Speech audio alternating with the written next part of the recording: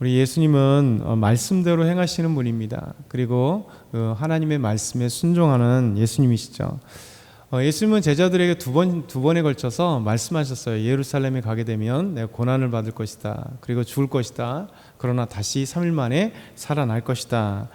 그러니까 예수님께서 제자들에게 말씀하신 대로, 또 하나님께서 이 땅에 예수님을 보내신 목적대로 이제 예수님은 지금 이제 예루살렘으로 들어가시게 됩니다. 곧 고난을 받고 죽음을 당하시러 들어가시는 거죠.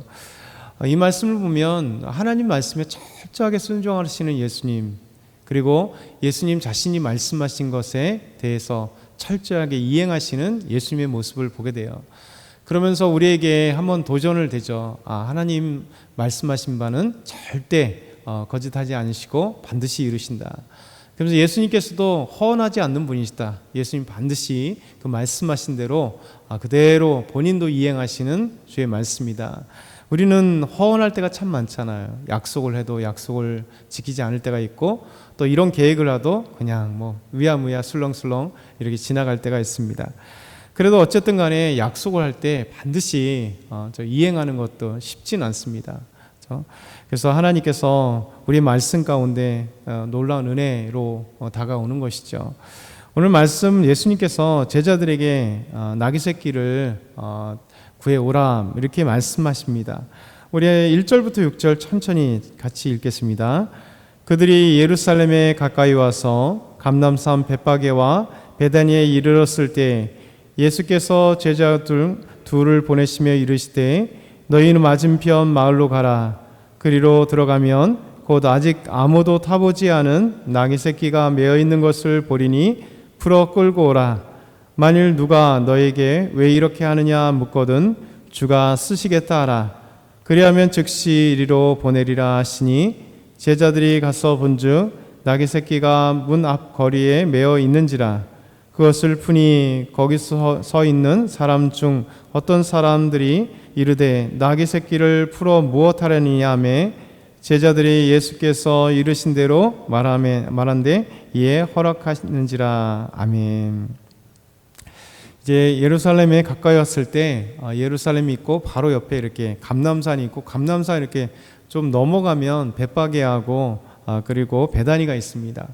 예루살렘에서 그 멀지 않은 곳이죠. 걸어가도 한 1km 정도 이렇게 떨어진 곳이기 때문에 이제 예루살렘 들어가시기 바로 직전에 마을인 것입니다. 이 마을에 도착했을 때 예수님은 2명의 제자들을 보냈습니다.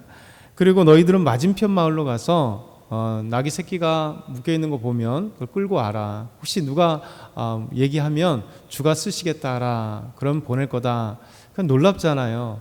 왜냐하면 자기 나귀 새끼도 아니고 갑자기 마을에 가서 그냥 나귀를 데리고 오면 누가 뭐라고 할 때 누가 쓰시겠다면 어떻게 보면 나쁜 말로 이 미친놈 아닌가, 왜 남의 물건을 남의 가축을 함부로 끌고 가, 주가 누구야? 왜냐면 주라는 사실도 누가 아무도 모르잖아요.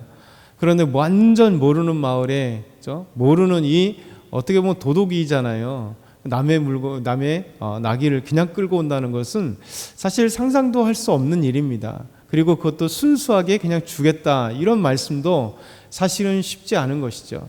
근데 여기서 첫 번째 생각해 볼 것은 참 주의 말씀이 또 주께서 하시는 일들은 우리의 변치 않는 계획이고 하나님의 하시는 역사들이 나타난다는 거죠. 왜 예수님께서 이런 말도 안 되는 얘기를 하셨고 제자들은 가서 끌고 오는데 또 실제 사람이 나타나서 왜 가져가십니까? 뭐 하십니까? 물어봤는데 그냥 주가 쓰시겠다 하랬더니 그냥 순수하게 보내주는 거예요. 이게 바로 예수님께서 하시는 일입니다. 예수님께서 하시는 일, 또 하나님께서 하시는 일은 우리가 때로는 이성적으로 생각하면 말도 안 되는 일이 참 많아요. 그렇죠? 여호수아가 이 가나안 연합 5사람들과 함께 이렇게 싸울 때 우박이 떨어지면서 우박으로 인해서 수많은 사람들이 갑자기 죽는다. 말도 안 되는 일이잖아요. 태양이 서 있는다? 이건 자연적으로 말도 안 되는 얘기잖아요. 근데 하나님은 이 모든 것들을 말씀대로 행하시고, 그리고 말씀 안에 기적의 역사가 나타나는 것이죠. 그래서 말씀대로 이 온 우주 만물이 창조되는 것. 그래서 예수님의 말씀에 순종하면 우리는 이성적으로 말도 안 되는 것 같지만 순종할 때 기적은 일어나는 거예요. 제자들도 예수님이 시키는데 이상하지 않았겠어요? 이게 진짜 있을까? 이런 생각들 가지고 갔을 수도 있습니다. 그럼에도 불구하고 주가 쓰시겠다 하라 말씀하시는 거죠. 그러면서 예루살렘에 들어갈 때 예수님 왜 나귀 새끼가 필요할까? 나귀 새끼가 왜 필요할까? 이 기적과 같은 일이 왜 필요할까? 이것은 이미 스가랴 9장 9절에 메시아가 이 땅에 오셔서 하실 일에 대한 예언이 있었기 때문에 예수님은 하나님의 말씀에 순종하고 그 말씀대로 메시아가 행해야 될 그 길을 묵묵히 걸어가시기 때문에 이 일이 있는 거예요. 스가랴 9장 9절에 보면 시온에 따라 크게 기뻐할지어다. 예루살렘에 따라 즐거이 부를지어다. 보라가 내 왕이 내게 임하시나니 그는 공의로우시며 구원을 베푸시며 겸손하여서 나귀를 타시나니 나귀의 작은 것 곧 나귀 새끼니라. 이 땅에 예수님께서 오시는데 예루살렘에 따라 기뻐하라는 거예요. 즐거이 부를지어다. 내 왕이, 예수님께서 지금 예루살렘에 입성하는 것은 제자들은 모릅니다. 그런데 왕으로서 이 땅에 오시는 예수님이세요.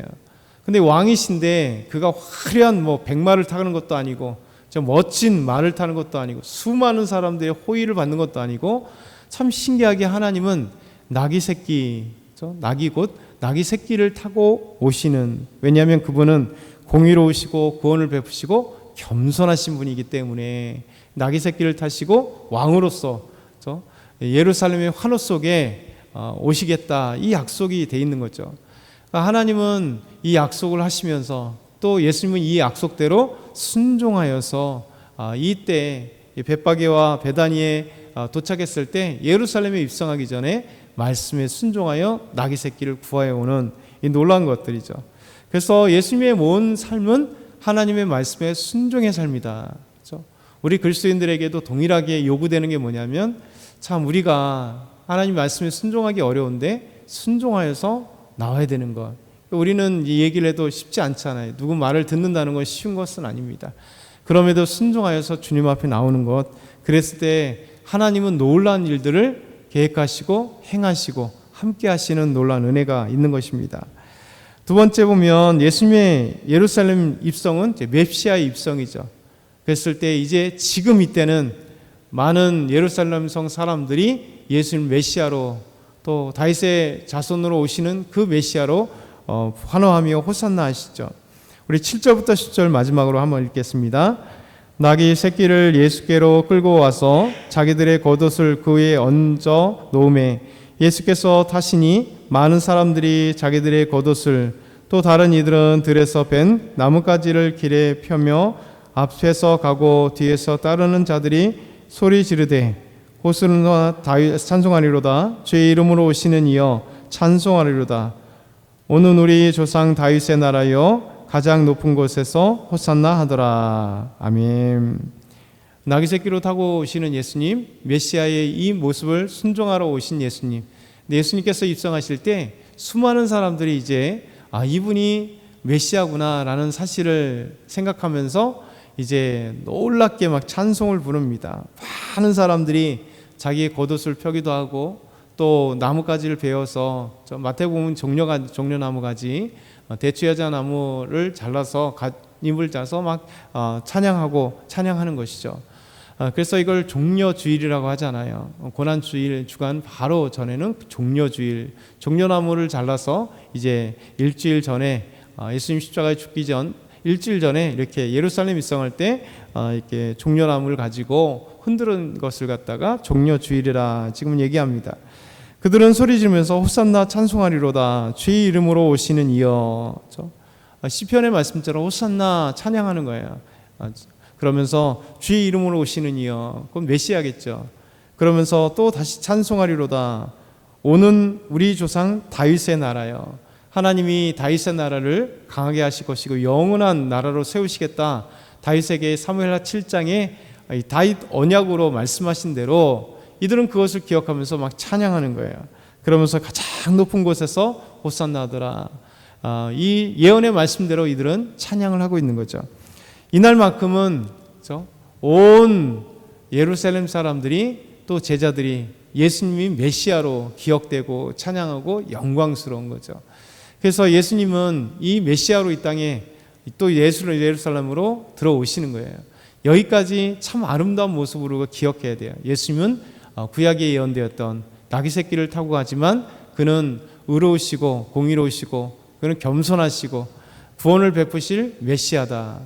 그래서 이 놀라운 말씀의 순종으로 다가가신 예수님, 그리고 예수님께서 들어가실 때 찬송과 환호가 있을 거라고 예언되어 있는데 사람들은 오늘만큼은 적어도 예수님께 그 환호, 그래서 이제 며칠 뒤에 그들은 다 또 예수님을 십자가에 죽이라고 못 박아 죽이라고 외치는 무리가 돼버리는데 우리가 이 말씀을 이제 연속해서 볼 때 기억해야 되겠죠. 나는 찬송의 자리에 서 있어야 되는가, 그렇죠? 또 금방 마음이 변심이 되어서 예수님을 떠나고 예수님께 불순종하고 예수님께 십자가 죽으라고 그렇게 외치는 그런 자가 될 것인가. 또 오늘도 저와 여러분이 이 비오는 이날 우리가 오히려 비를 맞으며 성령의 폭포수 같은 느낌을 가지면서 말씀에 순종하기를 결단하고 하나님께 나아가는 저와 여러분 다 되길 소망합니다.